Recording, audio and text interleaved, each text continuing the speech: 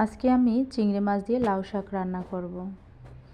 প্রথমে চিংড়ি মাছটা ভেজে নেব। চিংড়ি মাছটাকে লাল লাল করে ভেজে নেব, তাহলে ফ্লেভারটা অনেক ভালো আসে।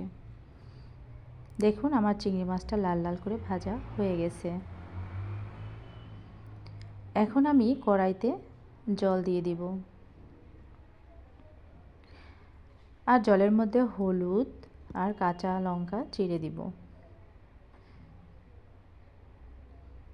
জলটা যখন বলক আসবে তখন আমি এর ভিতরে লবণ দিয়ে দিব,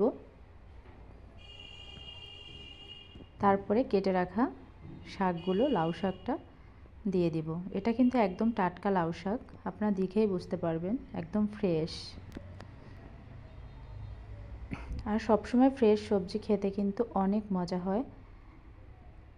আর লাউ শাকটা অনেকেই পছন্দ করেন। আর আজকে আমি যেভাবে লাউ শাকটা রান্না করব এটা সত্যি অনেক মজার হবে। তো আমি ঢেকে দিয়েছিলাম, দেখুন ঢাকনাটা ওঠানোর পর লাউ শাকটা অনেকটাই সেদ্ধ হয়ে আসছে। আমি এখন এতে অল্প একটু চিনি দিয়ে দেবো, কারণ চিনি দিলে শাকের ব্যালেন্সটা ভালো থাকে আর খেতে টেস্ট হয়। আর এই যে ভেজে রাখা দেখুন চিংড়ি মাছটা দিয়ে দিব। আর আপনারা অবশ্যই বন্ধুরা আমার চ্যানেলটাকে লাইক করবেন এবং সাবস্ক্রাইব করবেন, আমার পাশে থাকবেন। দেখুন লাউ শাকটা মোটামুটি প্রায় হয়ে আসছে। এ পর্যায়ে আমি লাউ শাকটা নামিয়ে নিয়েছি, কারণ এটাকে আমি এখন ফোড়ন দিব। আর আমি লাউ শাকটায় কিন্তু জিরা ফোড়নটাই দেব। দেখুন আমি কড়াইতে তেল দিয়েছি এবং জিরাটাও দিয়ে দিয়েছি।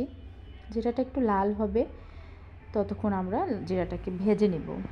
দেখুন জিরাটা আমার লাল হয়ে আসছে, এখন কিন্তু আমি লাউ শাকটা দিয়ে দেব।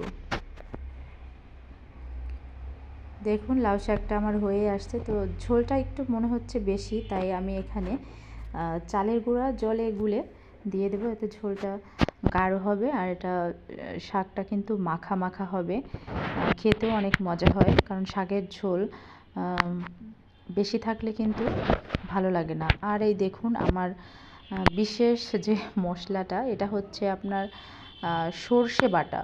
তো এটা আমি কিন্তু শাকটা নামানোর আগে দিব। এটা আপনি অনেক আগে বা কষিয়ে দিতে পারবেন না, তাহলে কিন্তু শাকের স্বাদটা থাকবে না। এটা নামানোর আগে দিয়ে আপনি জাস্ট একটু নাড়াচাড়া করে নামিয়ে নেবেন, এতে যে সর্ষের যে ফ্লেভারটা এটা পাবেন এবং শাকটা খেতে অনেক মজা হবে।